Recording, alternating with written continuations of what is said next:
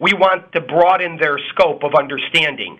If they think milking a cow happens to only be getting up at 4 a.m. and going out and milking the cow, well, that's not necessarily the case anymore. The new millennials their brains are so geared for the technology, and as Dr. Groves has said, that agriculture is now moving into that. Right. So we see this as an opportunity to kind of expose some of that stuff for students because it is generational. There is a gap.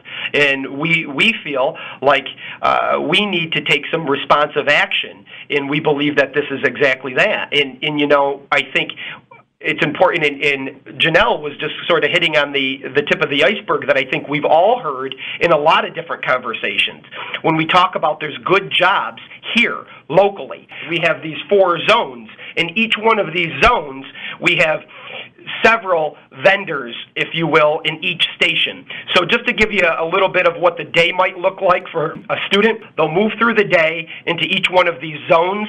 And in these zones, they'll have the opportunity to experience a handful, if not more, of specific vendors that are tagged to that zone. So the student can move freely throughout, they'll have that experience, and then they'll also have the experience of some main stage presentation. Exposing students to as many careers as possible so that they can make an informed decision when they leave high school. Also, letting students know that there are jobs available here in the Mohawk Valley. You do not have to leave state to get a good job. Correct. And a lot of those jobs do happen to be in the field of agriculture. So I think that is, a driving force. A lot of our vendors are coming to expose students to what they do, in the hopes that these students might be interested in these types of careers and going into these types of careers. That's where we as School to Careers look to the to the community.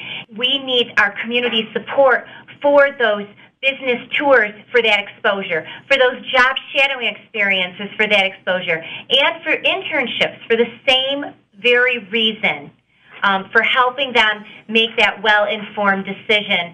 Some of them think they know, and boy, it's a game changer the minute they're exposed to that particular career. I mean, as Mary Beth is saying here, it's equally as important for a student to find out what they don't want to do. To take a little bit of ownership, we're asking them to take a pledge that day. And our pledge is, I pledge to making a lifetime of informed choices respecting agriculture and the environment.